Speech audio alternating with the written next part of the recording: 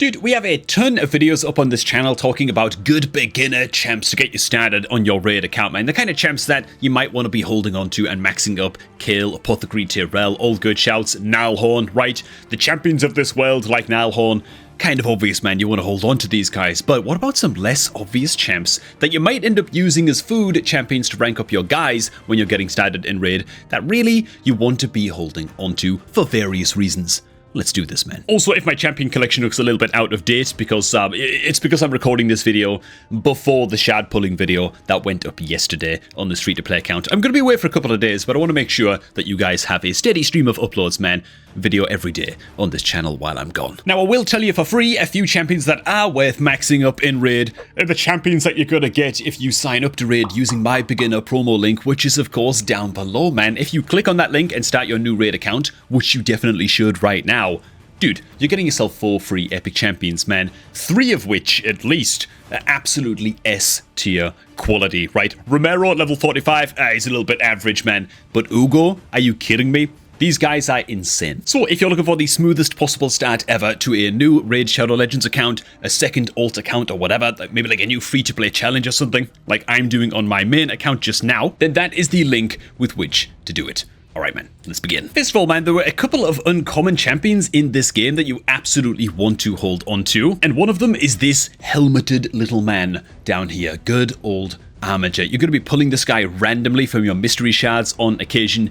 Yeah, you want to make sure that you keep one of these and then use all of the other copies of Armiger into your existing Armiger to rank up his skills. This is an extremely, probably the best uncommon champion in the game. His A1 is a single hitter that decreases the turn meter of an enemy by 30% if this attack is a crit. So he's a little bit gear dependent, and in like the first month or two of raid, you might struggle to sort of build them out properly, right? Because he needs accuracy and 100% crit rate in order to function. But when you can build them out, he's going to pay you back massively, namely into bosses like Scarab King in Doom Tower, where 10 meter control is very, very important indeed. Bosses like Fire Knight, even Spider's Den, 10 meter control in those bosses is crucial, and Armiger is a very, very solid budget option to get the job done. He also brings a pretty powerful A2 as well, where damage is actually based on enemy max HP, and so he's not going to be setting the world on fire with his damage, but he can smack, you know, for an uncommon champion. As far as uncommon champions go, he can hit pretty hard with this A2 as well. It also blocks enemy revives too, which can be useful into certain boss encounters as well, like Ice Golem. Another champion to keep an eye out for is, of course, going to be Armiger's biggest rival, we'll call her good old Elfgard, whose A1 is frankly not that great. It's got a small chance to place the weak version of Decrease Attack. It looks pretty cool, by the way, for an uncommon champ. I just want to throw it out there too. But on the A2, this is skill uppable down, because you shouldn't be using books, right? Normally I'd say this is bookable to a 2-turn cooldown. You definitely don't want to be using any rare skill tomes to level up the skills of an uncommon champion, right? But it's an attack one enemy, decrease the enemy's current 10 meter by 50%. So if they're like 90% full on 10 meter, it's going to delete them down to 45% 10 meter. So a huge, huge chunk. And again, it is skill, you can skill this down to a 2-turn cooldown. And similar to Armiger, yeah, Elfgard is going to help you out into all of those bosses that we mentioned before that, you know, 10 meter control is a huge, huge counter to those guys. So what you want to be doing when you do eventually find these champions from your mystery shards is you want to take, for example, the Elfgard right here, and you want to go ahead and click on this little padlock icon on the Elfgard that you actually want to eventually level up. You're in no rush to level up the Elfgard. Mine is still at level 2, rank 2, level 7. So I'm not like speeding her up to like level 50 or anything like that. I'm just keeping her on the back burner and keeping her ready to go. And every time we get a copy of Elfgard, we're going to use those copies of Elfgard to rank up her skills until she is fully maxed up, right? And take it from me, man, these 10 meter controller uncommons, actually over on my main account, the first time I ever cleared normal mode Doom Tower, you have to go through like 3 difficulty levels of Scarab King as you're ascending Doom Tower. Dude, I made it through with like a level, my Armiger was level 60, my Elfgard was level 40. Okay, and she got me all the way through normal Doom Tower against Scarab King, right? Yeah.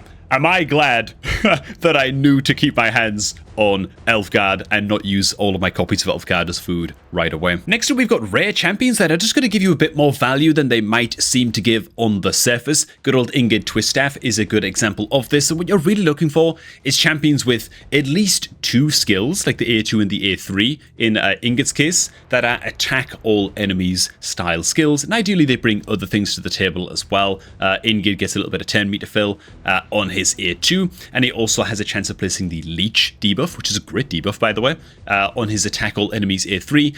But the reason you're looking for a couple of attack all enemy skills or an A1 that's like a spammable attack all enemies is because you can place these rare and sometimes even uncommon champions in a stun artifact set and get that 18% chance every time they deal damage on an AoE skill, ideally, of placing that stun debuff. It's going to help you out a lot with controlling enemy waves and things like faction wars, Doom Tower secret rooms, and all of that kind of stuff, man. So Ingrid is one of those keepers. Another fantastic option for this is in the Barbarians faction with Soulbond Boya, who on a A1 has an attack all enemies, and her kind of bonus effect has an additional 25% chance of inflicting a critical hit. So you can build her out with like 75% crit, and she can also do a pretty damn solid amount of damage, as well as offering some wave control as well. So she's one of those A1 attack all enemies champs. For the Undead Hordes, we have Banshee, one of the honestly best rare champions for a stun set in the game, because she has an attack all enemies on a A1, also with a chance of placing weak decreased defense, which is just a nice to have.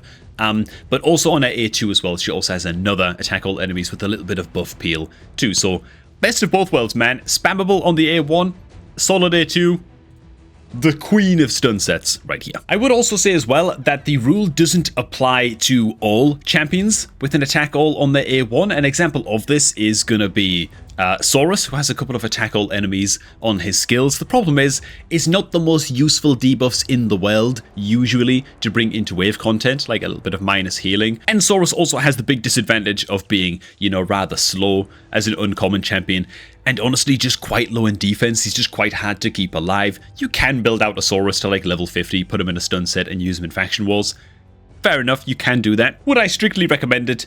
I don't know. For me, I don't feel like he's worth the investment personally, but you can consider it. An additional consideration you can make if your starting champ is not Kayle in particular. Say, for example, you went for the Elhain, and Elhain has a couple of attack all enemies style skills, which is great. Just means that if you eventually want to, or you eventually find a better than Elhain Nuka for your High Elves faction, and you're going to be using that champion mostly in faction wars, you can move your Elhain away from their damage dealing gear and kind of retire her into a stun set, right? Just retire your Elhain down to just be like more of like a crowd control style champion and let somebody else be dealing most of the damage. That's an option that you've got depending on your starting champ. And the final champion to call out for this purpose is a champ that, I don't know, I crap on a little bit. I know some of the content creators on YouTube will recommend Abyssal and sing his praises. He's not a bad champ, right? He has a small chance on an attack all enemies A1, by the way, so that's why he's going to be another good champ for a stun set, potentially. Has a chance of placing a block buffs debuff for a couple of turns on the A1 as well. 30% chance when fully booked, so it's not nothing. I mean, it's fine. He brings a little bit of AoE healing on his A2 and then some buffs, weak versions of increased defense and increased attack on the A3. It's on a 4-turn cooldown with only a 2-turn duration, so there's going to be a little bit of downtime there. I mean, he's okay. He's fine. I think if you're going to run Abyssal in Faction Wars, I just disable his A2, personally, unless you badly need the healing, and then put him in the stun set to use him for the A1. Is he like one of the better stun set champions in the game? I'd say I don't think so, to be honest, but that's just me. Maybe I'm just hating on Abyssal a little bit too hard, man. And the final champion type you're going to want to hold onto are going to be fusion component champions, specifically to be fusing first Relic Keeper and then eventually Rajin Skarhide.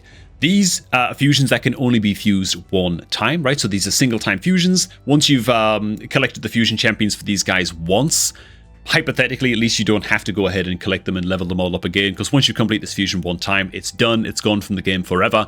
Why I'm pointing these out right now, however, especially the Relic Keeper fusion, is because this guy shows up quite early in your Arbiter missions as an objective, right? You've got to fuse Relic Keeper to get through one of the rather early Arbiter missions. I think I'm actually getting somewhat close to it myself if I just scroll along a little. Okay, I'm actually not quite there yet. Like 15 missions time, I actually have to fuse Justicia. Some people pronounce this Justica. I think that objectively says Justicia after playing Baldur's Gate 3. But there you go, man. And yeah, Justicia is actually one of those component champions that you need to fuse to work your way towards Relic Keeper. So I got that just a little bit mixed up there. But yeah, these fusions are serious, man. Mostly the Relic Keeper and the Rajin fusions. So make sure that you pay attention to these and just look out for any of these champions popping up in your collection. It should be mentioned that all of these champions right here, right? The War Maiden, the Diabolist, Spirit Host, and Eris are all campaign farmable, meaning if you're hitting brutal campaign difficulty, you've got a pretty good chance of getting these champions to drop. And then what you want to do, in my opinion at least, is go ahead and fully upgrade your Guardian Ring to unlock all of these extra slots to just be getting passive experience on a bunch of champs. And then I like to throw fusion component champions into my Guardian Ring first and foremost. At least, you know, I'll go through periods where I'll put food champions in here to get like more 4-star food or whatever. I will do that from time to time, especially if it's like a champ training tournament coming up and stuff. But typically, I like this as a way to just kind of, in the background, be quietly leveling up these fusion component champions, right? Because you've got to level them and then ascend them before you can use them as a fusion ingredient. And so this is just a really, really good way to go about it. Otherwise, the additional option that you have, of course, is to just head on into either your reserve vault or your master vault and store all of your fusion champions right here, right? For the super, super beginners, any champion that's got like this little swizzle going on right here, this blue little kind of, I don't know, swirl, I guess. These are your fusion component champions and they can be used to fuse something in your portal building. Which begs the question, what the hell is this guy doing here, man? Get in the reserve vault. What a fiend. A few additional tips to throw out on top of this is that, especially when you're getting towards actually fusing Relic Keeper, right? So either the epic Relic Keeper or the legendary Rajin or any of these epic sort of like fusion slots here as well. Whenever you're fusing these guys, you don't just want to fuse them at any old time. Wait until there is a CVC tournament, right? A clan versus clan tournament or event active, or wait until there is a champion chase tournament active. That way, you're going to get free points or free Champion Chase tournament points, whether you're in CVC or Champion Chase. You're going to get free event points, basically, and win free stuff if you fuse your champions during like these specific events in the game. So don't just fuse them whenever they're ready. I'd say it's fine to do if you want with your Justicia, because it's only a void rare, so you'd only get a very, very small amount of points anyway during something like a CVC tournament or a Champion Chase. So I'd say don't worry about this guy. If you need to get him fused to get through the mission, just go ahead and do it. But the others, wait until there is a Champ Chase or a CVC active. And you know what? This makes me think that maybe we are well overdue a video talking about the Arbiter missions, and Arbiter missions in particular that can really screw you over if you aren't ready for these. Dude, look how many I have like done in advance. Just because the saucy account progress, oh man, it feels good. But yeah, there's certain fusion champions that are going to really slow you down if you don't have the fusion ready by the time you get to the mission. There's certain missions that it's like, all of a sudden, out of nowhere, oh hey man, make sure that you've leveled a Great Hall node up to level 10. And it's like, if you've just spread your Great Hall medals out all over the place, suddenly you're now going to take an extra month to get that mission done and go back and just power level, you know, one of your Great Hall nodes, you know. So there's a lot of missions that can kind of screw you over, man. I think that might be a guide that we should hit pretty soon. Just like danger zone missions that you want to be ready for and that you want to be aware of before you get to them, man. Otherwise, you can end up with a pretty nasty surprise. Maybe we'll hit a video like that pretty soon. But hey man, as for a free-to-play account update in terms of shards, of course by the time you're watching this, I've already pulled my ancient shards, you know, but we're sitting on the 3 sacreds right now, and I'm just going to be saving these as much as I can up until, to try and maybe get involved in the December fusion on this free-to-play account, like the Christmas fusion. That could be really, really cool. If you're curious as to how I got these sacred shards, it's basically from getting 3 stars in all of the campaign stages through hard and through brutal campaign. That's 2 sacred shards right there as a reward for that. And then one of them is just the monthly sacred shard as well. So I feel like we're off to a great, great start. And hopefully I was super, super lucky pulling these ancients. And again, that video went up yesterday. So fingers crossed for future me I guess, from the perspective of me recording this video, that these pulls go nicely. But alright, man, if I've successfully made you all nostalgic, man, for getting a fresh new start instead of a second raid account like I have right here, man, a new free-to-play challenge, man, to sink my teeth into, then why not join me in this adventure, man, and create your own second or alt raid account, or even just invite a friend to use the beginner promo link that's down below at the top of the video description to jumpstart that new account with 4 free epic champions, including the absolutely S tier Ugo, Finn, and Vegas. Yeah, just an unbelievable start. Oh yeah, Romero's there too, man. Who invited that guy? Thanks for watching, guys. Hope you all did enjoy, and we're going to catch all of y'all just a tad bit later, man. Poor Romero.